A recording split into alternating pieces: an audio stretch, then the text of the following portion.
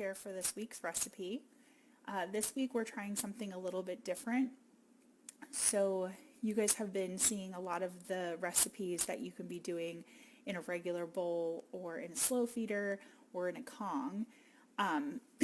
This is kind of an alternative for those dogs that maybe are resource guarders. So those dogs that have a unique challenge in the sense that they take a Kong or they take their bowl and they try to protect it from people or from other animals. So today's stuffing recipe you can do in a Kong or you can do in a slow feeder, but this is an alternative to for those resource guarders. So I'm actually going to be filling a beef trachea. This is good because when you give this to the dog that maybe is a resource guarder, it's not something that they are going to have left over to guard. The theory is that they're going to eat everything, including this object. Whereas, for instance, with a Kong, the Kong is left over and they might guard that from you.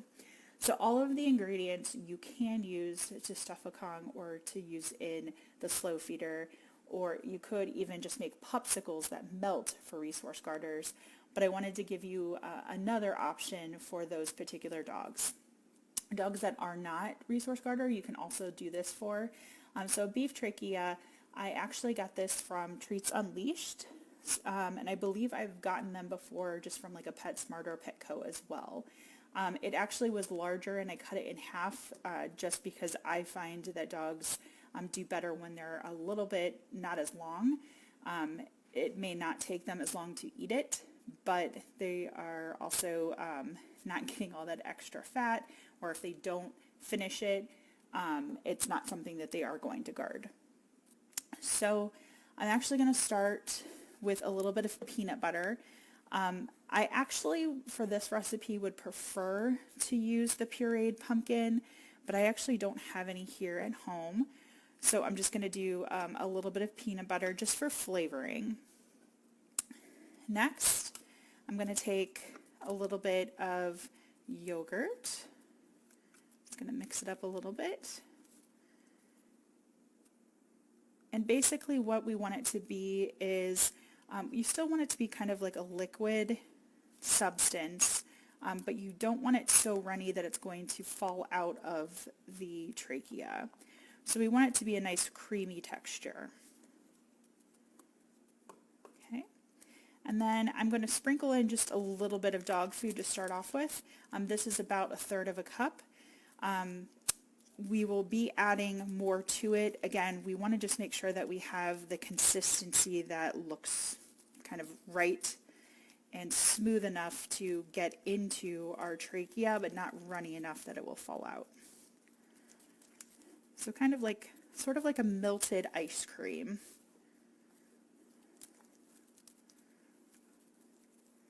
All right, so now that I have sort of the consistency I want, I'm going to put a little bit more dog food in, just because I want it to kind of mush well.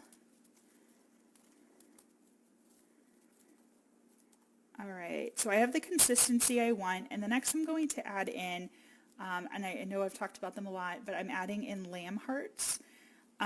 These are just ways to kind of have an extra treat in there, an extra smell, and believe me when I say that they smell really disgusting. So this is about 2.5 of them. Well, maybe a little less. Again, it doesn't need to be a lot in there. It's just enough that they have a different texture and a different scent and a different flavor. All right, once it's mixed, all I'm going to do is start stuffing the trachea. I will tell you, we've done this in the shelter numerous times, and it is a messy gig. So if you have children, this might be a really fun activity for them because chances are they really will get into how messy it is. I will forewarn you that you do want to do it over the bowl, mainly because there are times when it will fall out the bottom. So just be prepared for that. And it doesn't matter how stuffed it truly is, just enough that there'll be like pockets throughout that have the taste in there. So as they're chewing it, they're getting a little bit of kind of all of the various flavors.